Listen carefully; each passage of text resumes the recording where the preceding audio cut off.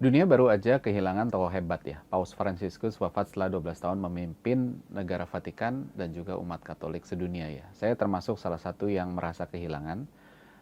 Bukan karena sekedar saya seorang Katolik, tapi karena Paus Fransiskus juga kasih banyak pelajaran soal kemanusiaan, soal leadership, dan paling menarik adalah, dan bahkan soal branding.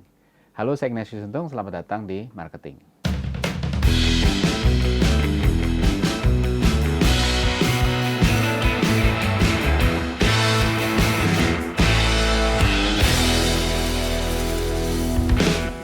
Paus Fransiskus tuh kan dipilih menjadi paus tuh bulan Maret tahun 2013.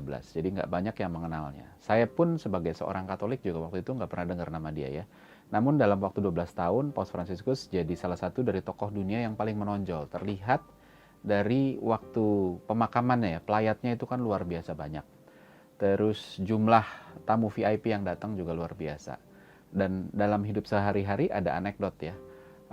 Seorang perempuan itu baru dianggap benar-benar cantik kalau diakui oleh sesama jenis, sesama perempuan gitu, yang notabene adalah pesaingnya. Dalam konteks ini pun juga, walaupun tidak terlalu pantas disebut pesaing ya, namun pengakuan tokoh-tokoh agama lain terhadap kebaikannya menjadi satu bukti juga tentang kualitas dirinya.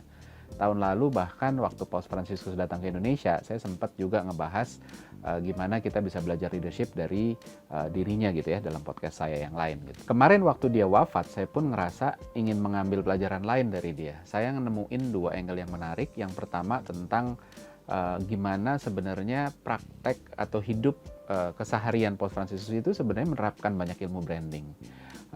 Dan ilmu ini sebenarnya juga bisa kita pakai gitu untuk terus abis itu gimana sih kita harus ngebangun brand. Yang kedua, bagi kita para salesman, para marketer, kita juga bisa menimba banyak banget hal tentang gimana ia menjual dalam tanda kutip apa yang ingin ia jual. Dan episode ini kita bahas dari sisi brandingnya dulu. Tapi disclaimer, bahasan ini sebenarnya lebih kepada bagaimana saya menangkap. Jadi bukan tentang gimana ia secara intentional, secara sengaja melakukan ini dengan tujuan branding. Karena saya yakin beliau juga nggak begitu paham ilmu branding dan marketing. Walaupun sehari-harinya sebenarnya ia sudah mempraktekkan itu. Nah, seperti udah berulang kali saya singgung di podcast ini bahwa konsep dasar brand management itu bisa dibagi menjadi dua bagian besar. Pertama tentang brand formulanya, yang kedua adalah brand amplification-nya. Nah, kita mulai dari brand formula. Yang pertama, brand formula yang pertama adalah unik gitu. Salah satu milestone yang dikejar oleh brand ketika kita ngebangun brand adalah jadi diingat oleh target marketnya. Karena brand terbentuk di benak konsumen, sehingga tanpa diingat maka brand itu tidak eksis di benak konsumen. Makanya wajib untuk diingat. Nah, komponen pertama untuk bisa diingat adalah memiliki keunikan. Dalam hidup sehari-hari kita selalu lebih mudah mengingat sesuatu yang unik. Ingat teman sekolah dulu ya, kita ingat yang paling tinggi, paling pendek, paling kurus, paling gemuk, paling lucu, paling baik, paling jahat, paling usil, dan lain sebagainya. Nah, Paus Fransiskus jadi unik dengan cara yang amat sangat menarik. Melebihi itu, ia bukan cuma sekedar unik, tapi bahkan unik hingga di level unpredictable. Dan itu menambah kekuatan untuk ngebangun ingatan. Nah, apa yang dilakukan Paus Fransiskus untuk jadi unik dan predictable? Kita mulai dari gimana ia memilih tempat tinggal yang sederhana. Padahal dia itu berhak untuk menempati tempat tinggal yang jauh lebih mewah dari yang dia pilih sekarang. Kemarin setelah wafatnya beredar foto kamar yang ia tinggali 12 tahun terakhir. Besarnya bahkan cuma setengah kamar saya, dengan ranjang single pula. Ia juga memilih untuk tidak mengambil berbagai macam fasilitas kepausan lainnya gitu kan. Mulai dari sepatu merah, kalung salib yang lebih mewah, itu nggak dipakai semua. Kendaraan operasional, yang juga amat sangat sederhana, bukan cuma di sana tapi bahkan ketika dia keliling. Waktu ke Indonesia dia pakai Innova Zenix, waktu dia ke Amerika dia pakai mobil kecil Fiat gitu ya. Jadi benar-benar sesuatu yang berbeda. Dan Paus juga melakukan banyak hal tak terduga lain yang diterima secara positif oleh orang sekitarnya. Contoh misalnya, sebelum Paskah itu kan ada hari raya Kamis Putih. Biasanya ada kebiasaan pemuka agama Katolik itu melakukan ritual membasuh kaki ya, sebagai contoh bahwa leader harus melayani, harus saling melayani.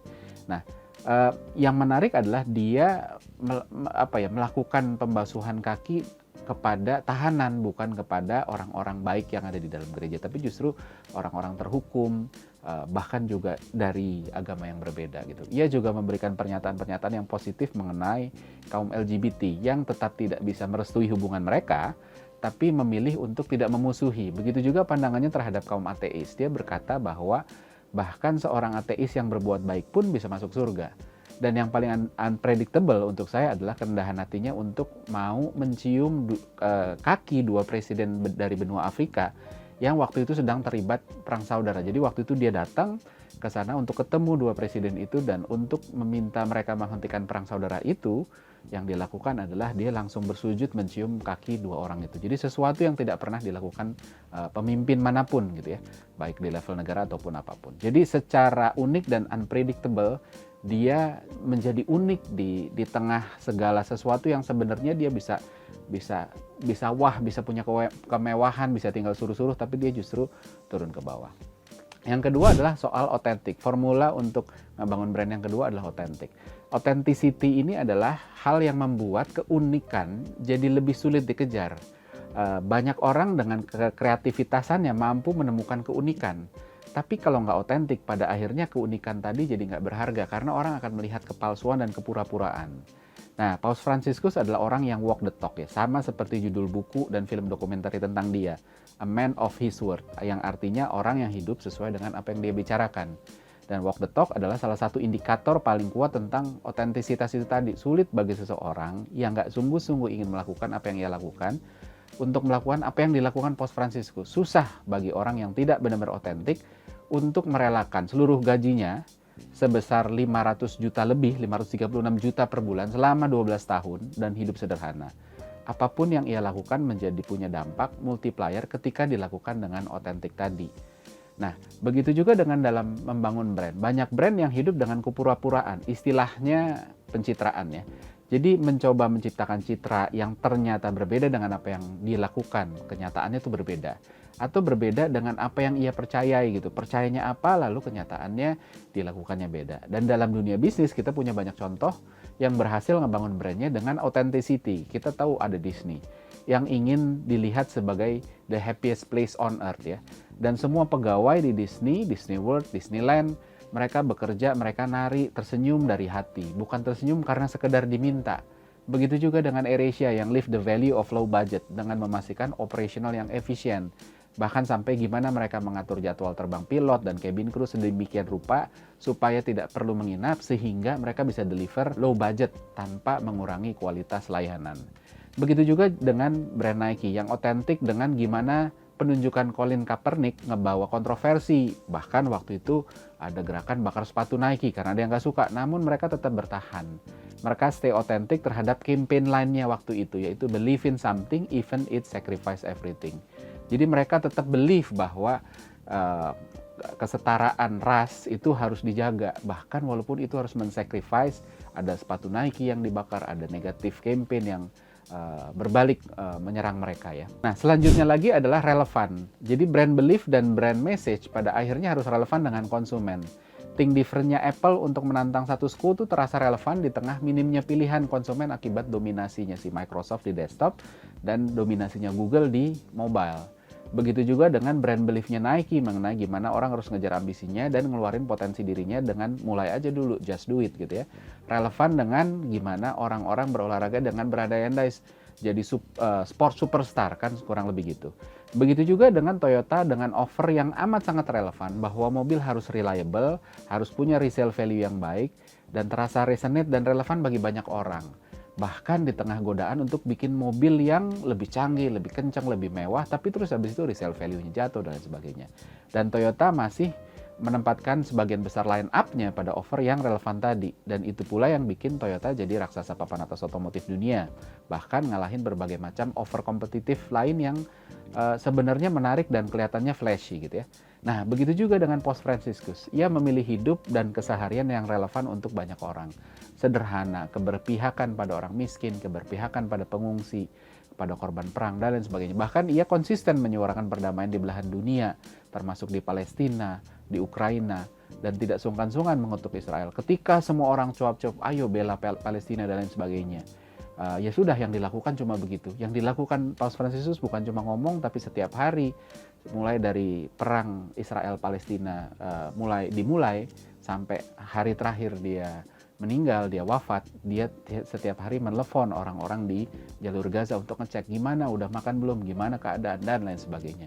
Jadi dia benar-benar mengedepankan relevansi yang juga otentik gitu. Dan isu-isu relevan ini membuat banyak brand pun menjadi dekat dan dicintai banyak orang. Jadi mau unik kayak apa kalau nggak relevan maka akan sulit ya. Nah, yang keempat adalah konsisten, dan ini adalah formula yang paling sering dan paling sulit untuk dijalankan oleh brand owner, yaitu konsistensi. Apapun brand imagery, brand perception, brand positioning yang ingin dibentuk, jika nggak dijalanin dan dibangun secara konsisten, maka tidak akan ada hasilnya. Ini kembali ke gimana otak manusia mengingat ya, yaitu dengan mengulang-ulang, dengan repetisi. Konsistensi itu kan adalah sebuah bentuk repetisi ya. Bayangin jika Apple nggak konsisten, desainnya nggak unik dan spesifik, terus desain tokonya nggak kayak Apple yang sekarang, tapi lebih kayak toko HP di ITC misalnya, atau jika user experience dan device-nya nggak konsisten tampilannya, maka brand imagery think different yang ingin dibangun mungkin juga nggak akan sekuat ini. Simply karena bukan think different yang dijalankan secara konsisten, tapi act different, beda-beda terus apa yang dijalanin, jadi nggak konsisten. Bayangin juga kalau Nike nggak konsisten, mempertahankan Just Do It selama 30 tahun lebih, itu bukan sesuatu yang gampang. Mengelaborasi brand message yang jadi turunan yang sejalan dengan Just Do It.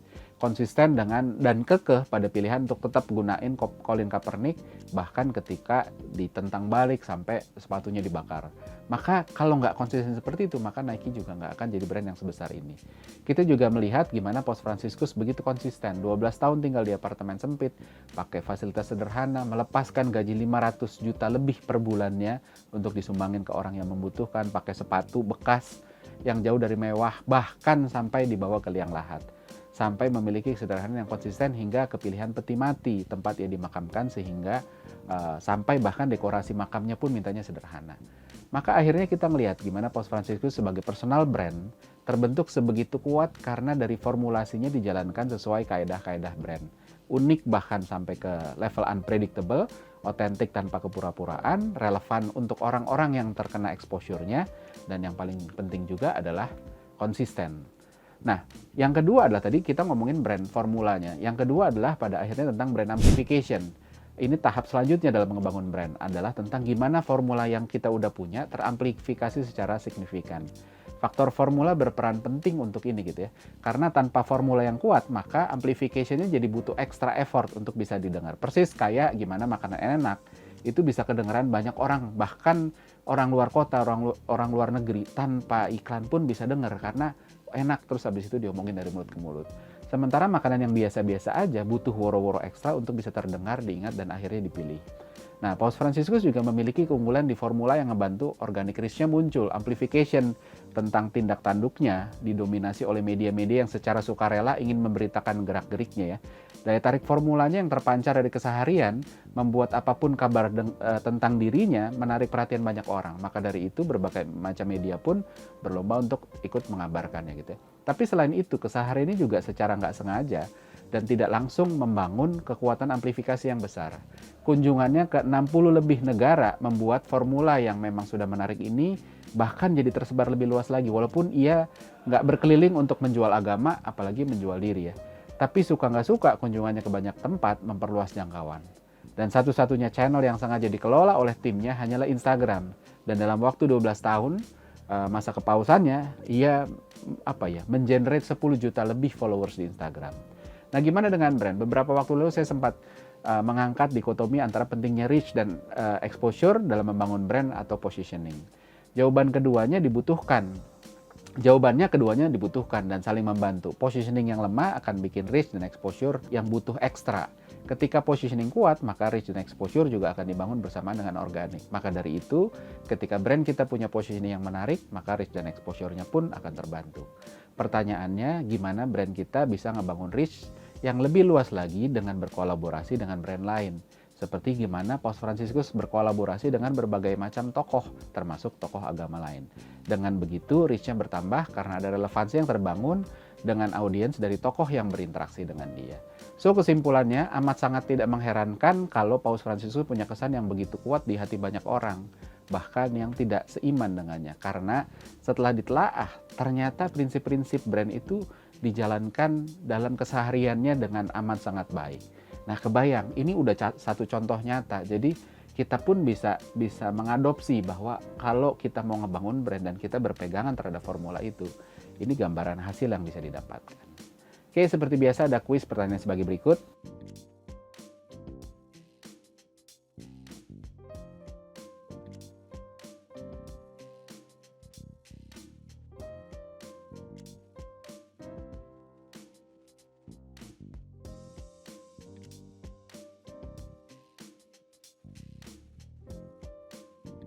Pemenang dari episode kali ini bisa disaksikan di episode selanjutnya. Selalu saksikan Marketing di Marketers TV. Saya Ignatius Untung pamit undur diri.